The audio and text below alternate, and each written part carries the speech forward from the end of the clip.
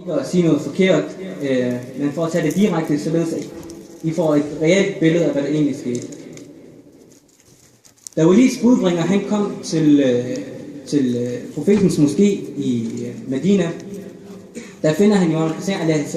i gang med at bede. Som I nok ved, så var Imam Hussein a.s. en, der tilbød rigtig meget og var en af de allermest troende, der findes i hele menneskeheden. Så han var i gang med at bede, mens han kom, og ved siden af Imam Hussein a.s. der sad der nogle af hans nærmeste. Og der siger budbringeren: "O profetens barnebarn, Walid har spurgt efter dig." Og til det de så svarer de sådan forundrende, sådan mærkeligt, kigger de på dem. Hvorfor har Medinas guvernør spurgt efter Hussein så sent om aftenen?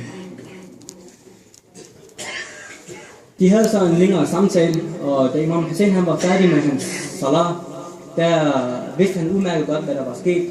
Han vidste godt, at Muawiyah han var død, og han vidste godt nu, hvad Yazid han egentlig ville. Så det Imam Hussein a.s. han skyndte sig og gjorde, ikke i frygt, men det han skyndte sig og gjorde, han skyndte sig hjem for at samle 30.000 tilhængere. Så Imam Hussein a.s. han er ikke en mand for sjov.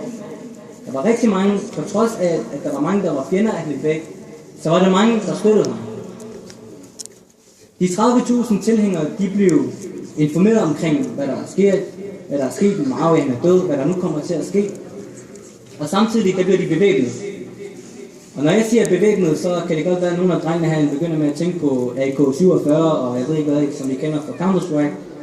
Men dengang, der havde man spyd, skjold og sværd og en hest.